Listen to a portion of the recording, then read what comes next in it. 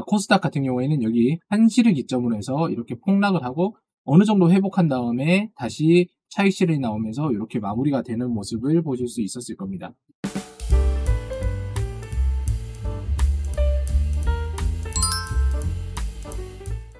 여러분들의 성공 투자를 빕니다. 안녕하세요. 주식 후견인 문견우입니다. 네, 오늘 2차 전지가 장난 아니게 급등락이 심했죠.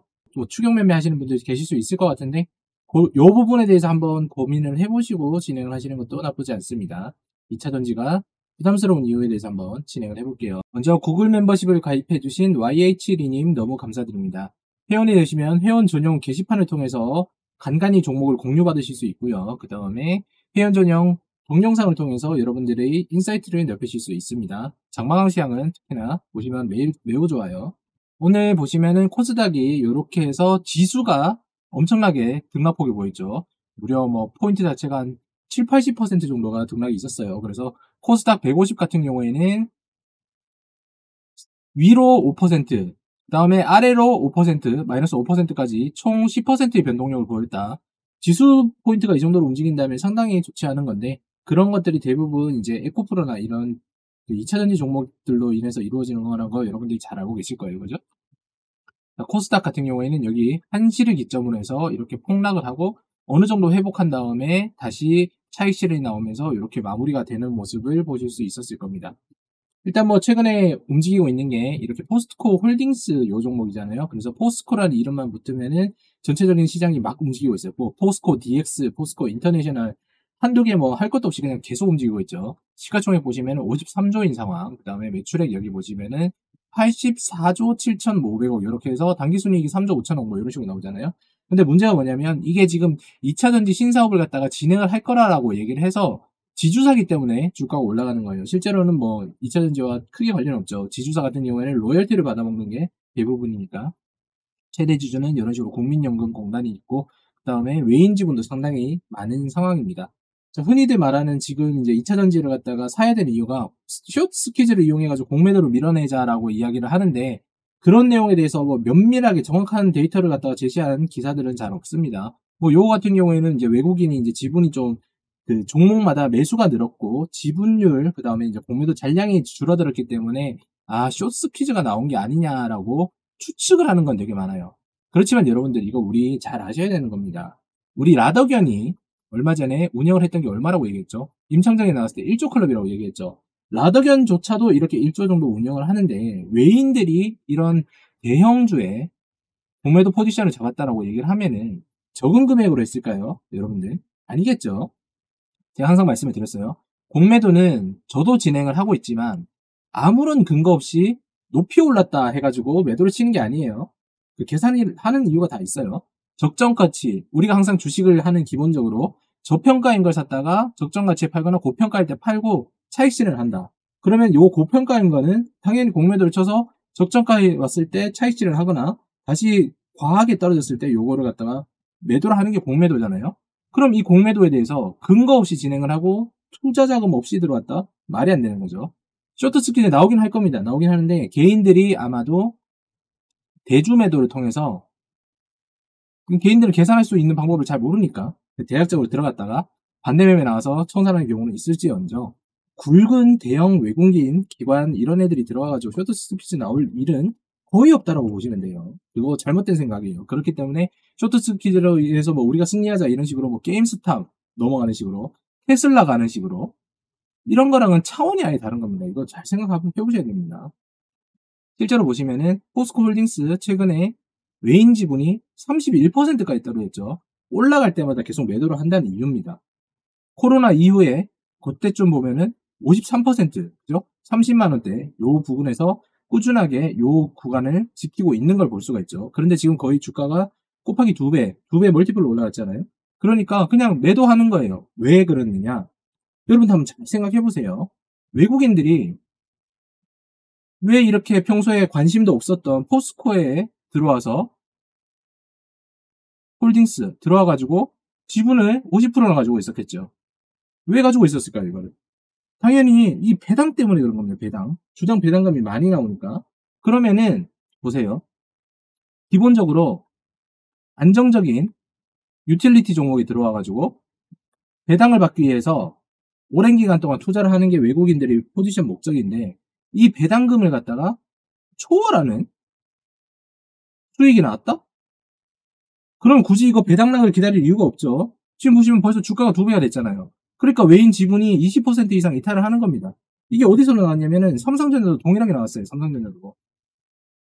그럼 지금 누가 봐도 외인 지분율이 감소를 하고 있는데 이게 쇼트 스퀴즈로 인해서 주가가 올라갔다라고 얘기를 하는 거는 앞뒤가 맞지 않죠. 약간 모순적이죠. 에코프로도 비슷한 상황인 겁니다. 에코프로도 뭐 외인 지분이 뭐 그렇게 많지도 않겠지만서도 코스트코에 비해서 당연히 배당금이나 뭐 성장성을 보고 들어왔기는 했을 거예요. 성장성을 보고 들어왔는데 일정 이상 올라가게 된다면 이 포지션 자체가 매수가 아니라 매도로 바뀌면서 공매도로 바뀌는 거겠죠. 에코프로 같은 경우에는 여기 잠깐 보면은 뭐 주식수가 외국인 보유 주식수가 조금 상승을 하고 있네요. 그래서 이거 쇼스 퀴즈 얘기를 할 수도 있겠구나라고 얘기를 하는데 에코프로 같은 경우에도 뭐 선물이나 이런 부분에 해지를 하게 된다면은 분명히 선물을 사서 선물을 매도하고 그다음에 현물을 사서 해지하는 경우도 있을 거니까 이런 부분 생길 수가 있어요. 그렇지만 보유 비중이 그렇게 크지 않다는 것도 아셔야 되고 그다음에 뭐 여러 가지 이제 지수 편입이 되는 ETF에 들어가게 된다면 외국인의 포지션이 잡힐 수도 있는 거 아셔야 된다는 거 말씀드리고 싶고요. 그리고 이런 게시판 같은 거는 절대 보시면 안 된다. 이 게시판을 보면은 저 보세요. 뭐 고수들은 정말 뭐 전부 정가 입상했음 뭐 이런 것도 시작해가지고 뭐 거래량 300만 주, 뭐 공매도 사고 던지를 통해 더블 카운팅 된다. 이렇게 했는데 절대 팔면 안 돼. 역사적 고점이다. 이렇게 얘기하면서 사람들 흔들리고 있는 건데 내일 만약에 주가가 여기서 조금 더 오르지 않고 빠져버리잖아요. 그럼 여기에 있는 찬티 부분 전부 다 바뀔 겁니다. 싹 다 바뀌어요. 그래서 게시판 보지 말라고 말씀드린 거예요. 여러분들이 판단을 하실 때는 이런 걸 보고 판단을 하시면 안 돼요. 정보에 대해서는 뭐 어쨌든 간에 알아보시는 건 좋죠. 에코프로 차라리 주담에게 한번 전화를 해보시든지 뭐 여러 가지 분석을 해보시는 건 좋지만 이런 증권 게시판은 절대 보지 마시라고 말씀을 드린 겁니다. 여기만 봐도 딱 그렇잖아요. 그죠? 배터리 대머리 때문에 2차전지 엄청 올랐다. 뭐 대머리가 니들 종교냐 이런 식으로 얘기하는 사람들도 있고 이게 그 사람들이 심리라는 게 한 번에 바뀝니다. 진짜 우리는 특히나 그 한국 사람들은 냄비 근성이 있어가지고 확 달았다 확 씻잖아요. 그거 겪으시면 절대 안 됩니다. 그러니까 한번 잘 생각해 보세요. 그리고 사실 이걸 외국인 쇼츠킬즈라고 좀 보기도 힘든 게 뭐냐면 지금 4% 해봤자 외국인 보여주실 수가 100만 주밖에 안 돼요. 100만 주. 100만 주밖에 안 된다는 얘기는 하루의 거래량 정도만 이상이 돼도 충분히 모든 걸 다 할 수 있는 건데 그간 동안에 뭐 빠졌거나 올라갔거나 이럴 때마다 매수량이 거의 없다는 거 이건 크게 의미가 없다고 보시면 됩니다. 뭐 대략적으로 했을 때 이렇게 31만 8천 주로 했다. 31만 8천 주에다가 100만 원 꼭 판다고 하면은 한 3,182억 정도 되겠죠. 3,182억 정도. 그러면은 왔다 갔다 하는 매수 주체가 여러 명이기 때문에 그 돈은 사실 공매도 뭐 쇼스퀴즈 했다라고 보기에는 애매하고 검은 머리 외계인, 외국인 뭐 이런 사람들도 있기 때문에 굳이 이거를 갖다가 참고하실 필요는 없고. 여기 보시면은 상장 주식수가 무려 8,400만 주나 되잖아요. 그러면은 외인들은 팔고 나가고 있고 개인들은 주가가 이제 PBR 이제 왔다. PBR 이제 0.89배니까 1배 왔다. 그러면서 계속 올라갈 수 있다라고 얘기를 하면서 사는데 개인이 외국인만큼 주가에 신경 쓰지 않고 버틸 수 있나요? 배당금 받으면서? 그렇지 않죠. 그러면은 이 사람들이 쇼트 스키즈고 뭐고 여러분들에게 증권 게시판에서 계속 존버해라, 보여라 이렇게 얘기하는 건 결국에는 이 사람들의 본연의 목적은 뭐냐? 최대의 차익을 보기 위한 겁니다. 최대의 차익. 언제든지 이 최대의 차익을 보는 타이밍이 오면 게시판에 쓴 걸 삭제하고 날아갈 수 있어요. 근데 이런 사람들이 한둘이겠어요? 100%면 100이면 100 다 하겠죠, 다. 여러분들조차도 이걸 산 이유가 그거잖아요. 손실 보기 위해서, 배당 받기 위해서 들어오신 분들 전혀 없잖아요. 그러면은 자, PBR이 1 아래니까 살만하다? 그렇게 되면은 주식하는 거 되게 쉽죠. PBR 1 아래인 거 사가지고 그래서 버티면 되잖아요. 그죠? 근데 과거에는 왜 0.5 이런 상황에서 주가가 변동하지 않았을까라는지 한번 고민을 해봐야 되는 겁니다. 원래 그런 종목인 거예요. 근데 지금 2차전지 섹터를 탔는데 거기다가 개인의 투기성 성향에다가 무슨 이런 PBR 뭐 안정적인 종목이다 이러니까 엮여서 들어가는 거죠. 엮여서. 좋아. 개인이 만약에 고점에 샀어. 그럼 이거 계속 받아주는 사람이 외국인은 절대 들어오지 않고 기관도 절대 안 들어올 겁니다. 그러면은 개인들끼리 계속 사고팔고 하겠죠. 그래서 이게 끌어올릴 수 있는 주가의 기간이 어느 정도라고 생각하세요? 여러분들 얼마나 버틸 수 있으세요? 2차 전지에 대해서 등락이 없다라고 하면 못 버티겠죠. 그럼 추가적인 하락은 뻔한 겁니다. 뻔한 거. 이건 개인이 안 들어와요. 외국인이나 기관 안 들어와요.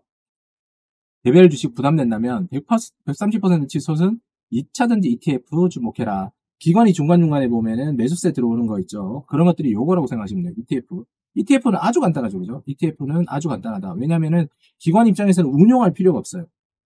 요 섹터 안에다가 종목들 편입을 시켜놓고 이거를 매수해주세요 하는 사람이 돈이 들어오면 매수하면 되는 거고 이거를 매도해달라고 요청, 환매 요청 들어오면 매도하면 되는 겁니다. 얼마나 간단해요. 그 과정에서 수수료를 갖다가 받는 거죠. 이것만큼 좋은 게 없는데 그러면 펀드를 드는 것과 이거랑 똑같지 않느냐라고 얘기하는데 이거는 그렇지 않아요. 자금 들어오면 자금 들어오는 대로 하고 자금 나가면 자금 나가는 대로 하기 때문에 아주 편한 거죠. 근데 여기다가 이제 불을 붙이는 게 나타나기 시작합니다. 어떤 거냐면 이 IRP예요. 퇴직연금 계좌 IRP. 보니까 ETF 그쪽에 들어가 보니까 개인 IRP 은퇴 자금을 갖다가 2차전지 섹터 이거 하는 거 요런 ETF에다 집어넣는 사람들이 있더라고요.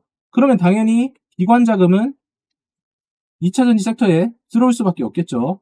그런데 문제는 뭐다? 지금 여기 이미 들어온 사람들은 수익률이 어마어마하다. 지금 이게 2.8%라고 얘기를 하는데 ETF들 지금 보면은 뭐 단기간에 40% 수익 났다, 100% 수익 났다 이런 것들 많죠. 그러면은 이 사람들도 결국에는 개인이잖아요. 개인인데 이 사람들이 어떻게 하겠어요? 원하는 거 목적은 딱 한 가지다. 주주들이 원하는 거는 최대의 주가 차이. 이거예요, 주가 차이. 결국 지금 이 시점이 도달이 했다는 얘기예요. 어디에서? 에코프로가 단기간에 14배가 갔고 포스코 홀딩스가 포스코 2차전지와 관계없는 자회사들을 끌고 다니면서까지 2배의 단기간에 성과를 냈다. 그럼 여기서 이제 조정 나오는 거죠. 조정이 나오면서 뭐 어느 정도 횡보하고 다시 올라올 수 있지 않겠느냐라고 얘기하는데 과연 여기에 ETF에 들어갔던 자금이 다시 들어올까요? 여러분들 한번 잘 생각해 보세요. 그죠? 잘 생각해 보시기 바랍니다. 그리고 제가 그때 뭐라고 말씀드렸죠?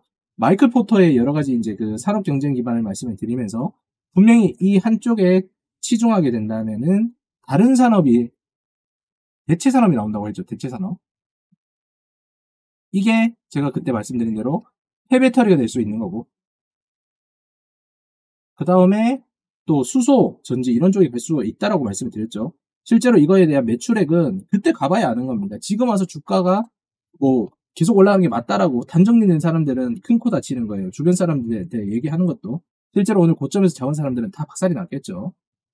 자 그러면은 야 그런 거 말고 한번 국가산업이니까 더 갈 수 있지 않겠느냐라고 얘기를 하시는 분도 있을까봐 반도체 한번 가져와 봤습니다. 반도체. 삼성전자에서 DS 부분이 반도체로서 매출 비중을 내고 있죠. 대략적으로 21% 정도를 이렇게 내는 건데 이것도 최근에 반도체 재고가 많이 쌓이고 생산량이 줄어들어서 그런 거고 실제로 작년 같은 경우, 재작년 같은 경우에는 대략적으로 분기에 95조 정도를 냈어요. 95조.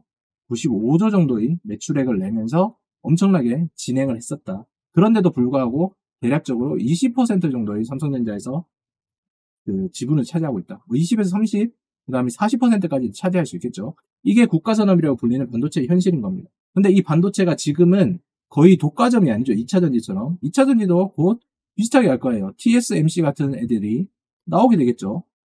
우리만 지금 2차전지를 진행을 하는 게 아니니까 이미 중국에도 뭐 여러 가지 회사들이 있고 폐배터리도 그럴 거고 음극재, 양극재도 기술 따라오는 거 금방입니다. 금방이에요. 그렇게 되는 건데 우리는 왜 에코프로 2차전지에 국가산업이니까 몰빵을 하자라고 이야기하는 건지 저는 사실 이해가 안 되죠.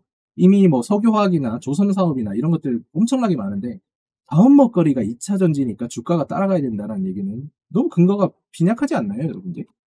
그래서 한번 요거를 비교를 해봤습니다. 시가총액이 지금 416조인 삼성전자 이것도 주가가 좀 올랐으니까 그럼 아까 대략적으로 한 20% 정도 잡아볼게요. DS 파트가 20%라고 잡았을 때 그러면 시총이 대략적으로 한 80조 정도가 되겠죠.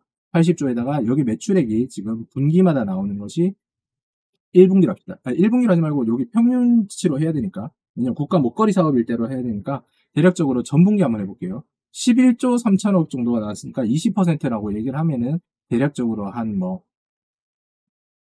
2조 뭐 얼마 정도의 그 당기순이익이 나오는 거고 매출액은 적어도 실사 14조 정도가 나와야 되는 건데 지금 시가총액이 그럼 여기 32조잖아요. 32조면 곱하기 2를 했다고 칩시다. 64조. 64조일 때 아래 것들도 다 곱하기를 해보면은 매출액 같은 경우에는 지금 여기에 추치라서 그런 거지 실제로 2분기까지 나오는 걸 데이터를 본다고 얘기하면 이것까지 갈 수 있는 확률은 없어요. 왜냐면은 이거는 성장률을 갖다 곱해서 우리가 캐시플로우를 예측하는 거기 때문에 그럼 요거대로 나올 수가 없겠죠, 지금. 목표되어 있는 주가는 올라갔는데 실제로 요 매출액 자체는 여기랑 비슷한 사이로 갈 거다. 그럼 6조 요 정도 되는 거고, 여기 당기순이익도 뭐 6천억이라고 되어 있는데, 그래 이건 당기순이익 6천억 맞춰줍시다. 6천억 맞췄는데 그럼 6천억이라고 치면은 이것과 이것의 갭은 상당히 많겠죠, 그죠? 상당히 많은 거예요. 근데 지금 전기차 시장이 이 반도체가 필요로 하는 그런 수요만큼 계속 이어져 갈까요? 계속 이어져 갈까요? 최근에 있었던 그 현대차에 대한 기사를 보면은, 현대차가 과거에는 전기차를 갖다가 생산을 이제 그 신청을 하면은 1년 정도 기다렸는데, 최근에는 그냥 바로 받을 수 있다라고 얘기가 나오죠. 이렇게 된다면 출고 자체가 이제 빨라졌다는 얘기는 무슨 얘기냐면은, 어쨌든 배터리에 대한 수요도 감소할 수밖에 없다. 그리고 폐배터리 같은 경우에는 80%의 이 수명이 다시금 이제 재생할 수 있다라고 얘기를 하잖아요. 그러면은 신규로 되어 있는 거 외에 이렇게 폐배터리도 있고 시장에 진출하는 것도 상당히 많잖아요. 과연 이 에코프로가 이 매출액을 유지를 계속 할 수 있을지, 경쟁업체도 생기고 그렇게 된다면 과연 가능할까요? 아니겠죠. 생산량이 늘어나게 된다면 공급 단가는 당연히 떨어지게 되고, 이 가격은 경쟁에 의해서 더욱더 떨어질 수도 올라갈 수도 있다는 거 여러분들 경제시장에 배웠을 겁니다. 그러면 이 주가 자체가 지금 너무나도 많이 가고 있다는 거 아셔야 되고, 조정이 왔을 때도 사야 되는지 말아야 되는지에 대해서 고민을 많이 해봐야 되겠죠. 야, 지금 반도체로만 비교를 하지 말고 딴 거 가져와봐.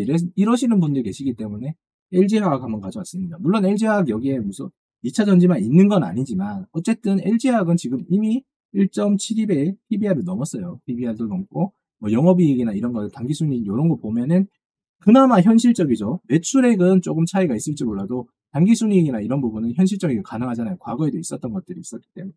이렇게 되는 거라면은 과연 이게 우리가 에코프로나 포스코 홀딩스에 대해서 추가적으로 투자를 하는 게 맞는, 지금 있는 ETF나 그 다음에 개인에 대한 포모 이거를 제외를 하고, 그 다음에 IARP 자금이 빠져나간다. 그리고 외인은 지속적으로 위에서 공매도 계속 할 겁니다. 당연히 하죠. 왜냐면 고평가니까.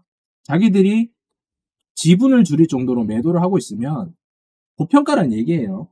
줄일 정도로 매도를 하고 있으면은, 그러면은 그 매도를 하고 나서 포지션을 공매로 잡겠죠. 공매로 잡고 저 아래 개인 투자자들이 버티지 못했을 때, 그때 저평가가 됐을 때 다시금 사서 지분을 올린다. 근데 요 가격대가 어디다? 포스코 같은 경우에는 30만 원대에서부터 시작이 된다고 생각을 하시면 되겠죠. 야, 기업들이 주가가 계속 탄력을 받아야 되는 게 기업이 아니냐라고 생각하는데, 기업도 기업이 나름입니다. 지주회사에 대해서 한번 더 고민을 해보세요. 지주회사. 지주회사가 아래에 있는 회사들이 매출액이 계속 점프를 한다 그래서 지주회사가 특별하게 주가가 올라야 되는 이유는 전혀 없습니다. 물론 배당을 받기 위해서 그런 것도 있겠죠. 그럼 배당금을 갖다가 높게 준다라고 얘기를 하면은 주가 자체가 평균 사이즈가 30에서 40만 원까지 올라가는 건 이해가 돼요. 왜냐면은 이 주가 대비해가지고 배당 성량으로 가져가는 거기 때문에. 그런데 그렇지 않고 주가만 올라가고 배당은 그대로다라고 얘기를 하면은 얘기가 완전 달라지는 거예요. 여러분들 진짜 현실적으로 한번 생각을 해보시고 진행을 하셔야 돼요. 차트 한번 잠깐 볼게요.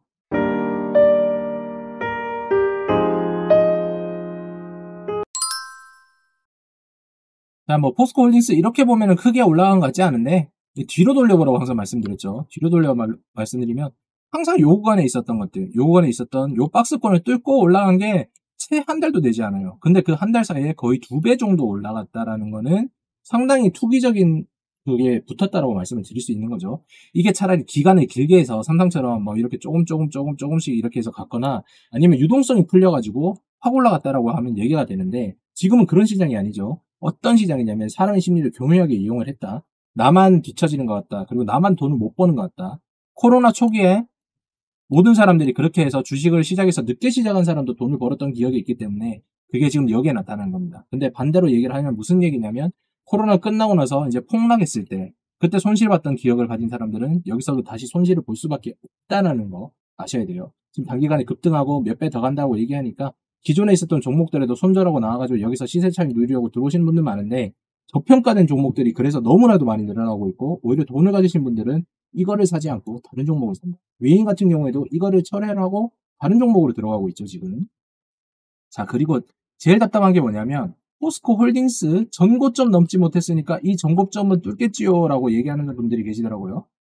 이거 뭐 가능할 수도 있어요. 전고점 이거 터치하고 뚫을 수도 있는데, 멀리서 본다고 얘기를 하면은 이때와 이때의 주식 발행 수량이랑 그 다음에 지금 그때 시장 참여자들 그리고 지금의 시장 참여자들은 완전 다릅니다. 그죠?